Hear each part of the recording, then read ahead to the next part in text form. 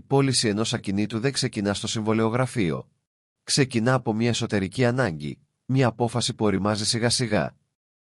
Πίσω από κάθε πώληση κρύβεται ένα «γιατί». Ένα οικόπεδο που έγινε βάρος, ένα σπίτι που στέγασε όνειρα, αλλά πλέον δεν εξυπηρετεί.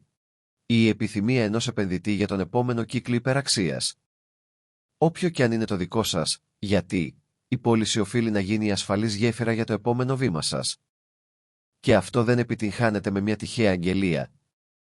Επιτυγχάνεται με στρατηγικές κινήσεις που προστατεύουν τον χρόνο, το χρήμα και την ψυχική σας ηρεμία.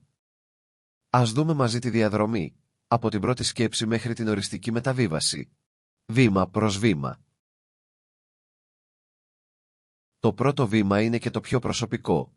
Είναι πραγματικά όριμη η απόφασή σας. Για έναν επενδυτή, η απόφαση είναι συνήθως μαθηματική. Πουλά για να καρποθεί την υπεραξία και να περάσει στο επόμενο έργο. Για τον ιδιώτη όμως, η διαδρομή σπάνια είναι ευθεία, καθώς οι αναμνήσεις ή προσωπικές ανάγκες συχνά επηρεάζουν την τελική απόφαση. Συνήθως, εμφανίζονται 3 εμπόδια που παγώνουν την απόφαση. Το πρώτο είναι το συναισθηματικό φορτίο. Οι αναμνήσεις που φέρει ένα ακίνητο γεννούν ερωτήματα όπως «Αξίζει να αποχωριστώ αυτό το κομμάτι της ζωής μου?» Το δεύτερο είναι η στρατηγική αμφιβολία. Μήπως να τον νοικιάσω? Μήπως να περιμένω λίγο ακόμα, μήπως ανέβει η αξία του? Και το τρίτο είναι η πολυπλοκότητα της διαδικασίας. Η γραφειοκρατία και οι φορολογικές υποχρεώσεις παγώνουν συχνά κάθε πρόθεση, ακόμα και όταν η απόφαση έχει ήδη ληφθεί. Όταν όμως αυτά τα εμπόδια ξεπεραστούν και η απόφαση οριμάσει, το επόμενο ερώτημα είναι πρακτικό και μας πάει στο βήμα 2. Πόσο αξίζει αυτό που θέλω να πουλήσω? Η τιμολόγηση είναι το πιο καθοριστικό βήμα. Και ταυτόχρονα, το πιο παρεξηγημένο. Κάθε ιδιοκτήτης αναρωτιέται, πόσο αξίζει το ακίνητό μου? Αλλά η απάντηση επηρεάζεται πολύ συχνά από υποκειμενικούς παράγοντες, όπως το συναισθηματικό φορτίο, το timing, τις προσωπικές προσδοκίες. Στην πραγματικότητα, η αξία ενός ακινήτου καθορίζεται από τη σχέση προσφοράς και ζήτησης σε πραγματικό χρόνο, ανεξάρτητα από αυτό που εμείς θα θέλαμε να πιστεύουμε. Και εδώ, κρύβονται οι εξής 2 κλασικές παγίδες. Πρώτον, υπερτιμολόγηση. Το ακίνητο μένει στάσιμο, η αγγελία παλιώνει και αποκτά τη ρετσινιά του προβληματικού. Όταν κάποια στιγμή ο ιδιοκτήτης αποφασίσει να μειώσει την τιμή, η αγορά πιέζει για ακόμη μεγαλύτερη μείωση. Η υπερτιμολόγηση δεν φέρνει υψηλότερη τιμή. Αντίθετα, φέρνει στασιμότητα. Δεύτερον, υποτιμολόγηση. Μια τιμή που φωνάζει ευκαιρία, κινεί υποψίες. Αντί για σοβαρούς αγοραστές, φέρνει κυνηγούς ευκαιριών που ζητούν ακόμα χαμηλότερα. Η υποτιμολόγηση δεν φέρνει γρηγορότερη πώληση, φέρνει καχυποψία. Η σωστή τιμή όμως είναι αυτή που φέρνει το αποτέλεσμα. Ας δούμε παρακάτω με ποιο τρόπο. Για να ορίσουμε σωστά την τιμή του ακινήτου, οφείλουμε να στηριχτούμε σε 4 παράγοντες. Πρώτον, στα συγκριτικά στοιχεία πωλήσεων στην περιοχή. Δεύτερον, στα τεχνικά χαρακτηριστικά του ακινήτου. Τρίτον, στην εμπορικότητα της τοποθεσίας και τέταρτον, στο ρυθμό απορρόφησης, δηλαδή στο πόσο χρόνο χρειάζεται ένα παρόμοιο ακίνητο για να πουληθεί στη συγκεκριμένη αγορά. Επίσης, είναι χρήσιμο να ξεχωρίζουμε 3 διαφορετικές, αλλά σημαντικές έννοιες της αξίας. Την αντικειμενική αξία, που ορίζεται από το κράτος για φορολογικούς σκοπούς.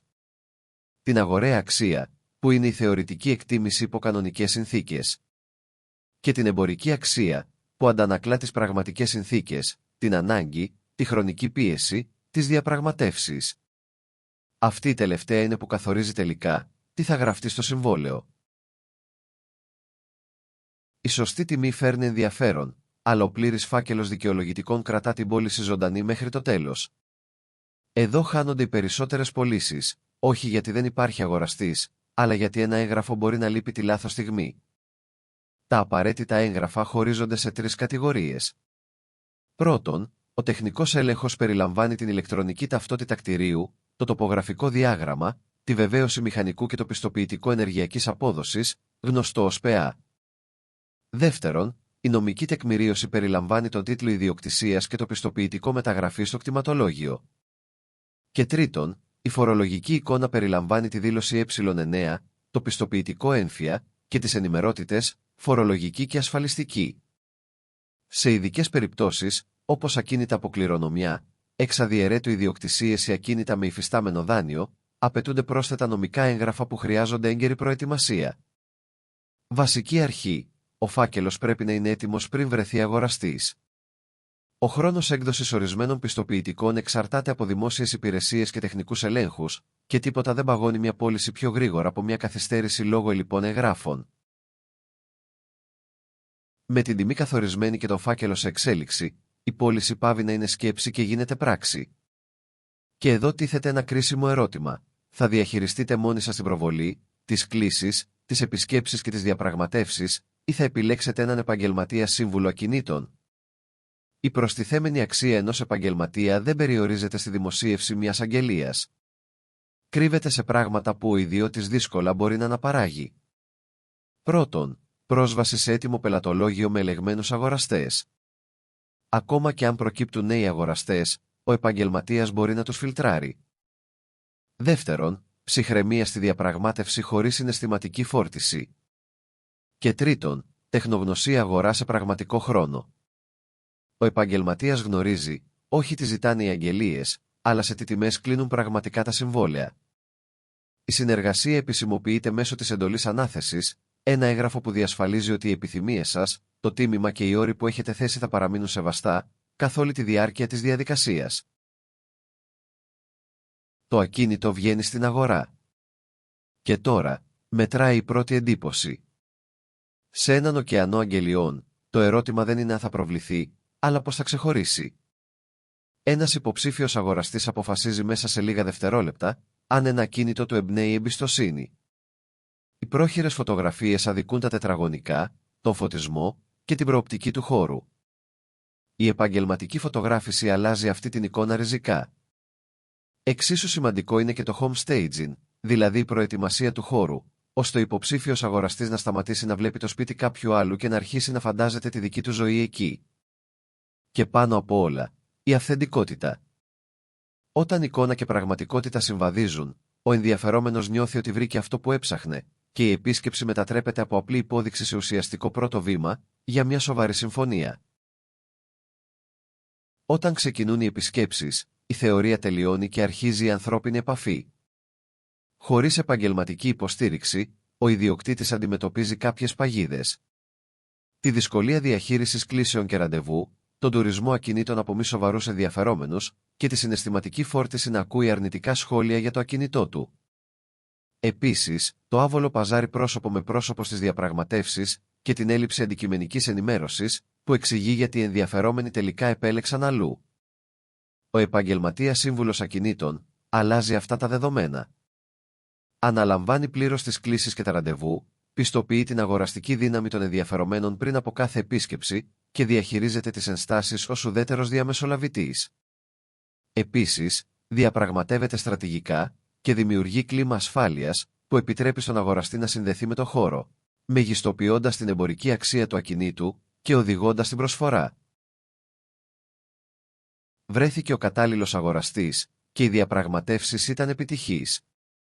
Η διαδικασία εισέρχεται πλέον στο πιο κρίσιμο νομικό στάδιο. Και εδώ τίθεται το εξής ερώτημα: πριν φτάσουμε στην τελική συμβολεογραφική πράξη, τι είναι προτιμότερο να υπογραφεί? Ένα ιδιωτικό συμφωνητικό ή ένα συμβολεογραφικό προσύμφωνο? Το ιδανικό σενάριο είναι να προχωρήσουμε κατευθείαν στην οριστική συμβολεογραφική πράξη. Επειδή όμως αυτό σε πραγματικές συνθήκες μπορεί να καθυστερήσει, ας δούμε ποιες είναι οι επιλογές που έχουμε στη διάθεσή μας. Επιλογή πρώτη: το ιδιωτικό συμφωνητικό. Είναι η πρώτη έγγραφη επιβεβαίωση της συμφωνίας, συνήθως με προκαταβολή, και λειτουργεί ως γέφυρα λίγων ημερών μέχρι το τελικό συμβόλαιο. Επιλογή δεύτερη: το συμβολεογραφικό προσύμφωνο. Χρησιμοποιείται όταν η οριστική μεταβίβαση απαιτεί χρόνο, για παράδειγμα, λόγω έκδοσης τραπεζικού δανείου. Δεσμεύει νομικά και τις δύο πλευρές και λειτουργεί ως ασφαλιστήριο για την πώληση. Με δύο λόγια, ο αγοραστής ξέρει ότι το ακίνητο τον περιμένει και ο πολιτής ότι η αναμονή του έχει αντίκρισμα. Είτε έτσι, είτε αλλιώς, ο προορισμός είναι κοινός. Η συμβολεογραφική πράξη, δηλαδή το οριστικό συμβόλαιο που επισφραγίζει τη μεταβίβαση κυριότητας και την εξόφληση του τιμήματος. Αν ο αγοραστής είναι έτοιμος και ο φάκελος πλήρης, η απευθείας μετάβαση στην οριστική πράξη είναι ο πιο σύντομος δρόμος. Η νομική επισημότητα δεν είναι εμπόδιο. Είναι ο τρόπος να δείξουν και οι δύο πλευρές το σεβασμό που αξίζει στη συμφωνία. Πολλοί νομίζουν ότι η πώληση τελειώνει τη στιγμή που πέφτουν οι υπογραφές στο συμβολεογραφείο και ολοκληρώνεται συμβολεογραφική πράξη. Υπάρχει όμως ένα τελευταίο, αναγκαίο βήμα, η μεταγραφή στο κτηματολόγιο. Η μεταγραφή είναι η επίσημη καταχώρηση της μεταβίβασης. Μέχρι να γίνει αυτό, η πώληση ισχύει μεταξύ των δύο μερών, πολιτή και αγοραστή, αλλά η κυριότητα δεν έχει κλειδώσει οριστικά στο όνομα του νέου ιδιοκτήτη. Για τον πολιτή, η μεταγραφή σημαίνει οριστική αποδέσμευση. Το ακίνητο πάβει να εμφανίζεται στην περιουσιακή του εικόνα, μαζί με όλες τις φορολογικές και νομικές υποχρεώσεις που το συνόδευαν. Η ευθύνη της μεταγραφής ανήκει συνήθως στον αγοραστή μέσω του συμβολεογράφου. Ο πολιτής όμως οφείλει να βεβαιωθεί ότι η μεταβολή έχει καταγραφεί σωστά, για να μην υπάρξουν μελλοντικές γραφειοκρατικές οχλήσεις για ένα ακίνητο, που πλέον ανήκει σε άλλον. Η μεταγραφή είναι η τελεία στο τέλος μιας μεγάλης πρότασης. Μόλις τοποθετηθεί, το κεφάλαιο κλείνει με τον πιο επίσημο και ασφαλή τρόπο. Η διαδικασία πώλησης ακινήτου δεν είναι απλώς μια σειρά από γραφειοκρατικά βήματα. Είναι μια σειρά από έξυπνες αποφάσεις, που όταν ληφθούν σωστά και στη σωστή σειρά, προστατεύουν το χρόνο, το χρήμα και την ηρεμία σας. Από την πρώτη σκέψη μέχρι τη μεταγραφή στο κτηματολόγιο, κάθε βήμα έχει τη λογική του. Και με τη σωστή προετοιμασία και τους κατάλληλους συνεργάτες, το αποτέλεσμα δεν είναι τυχαίο. Είναι το φυσικό επακόλουθο μιας καλά οργανωμένης διαδικασίας.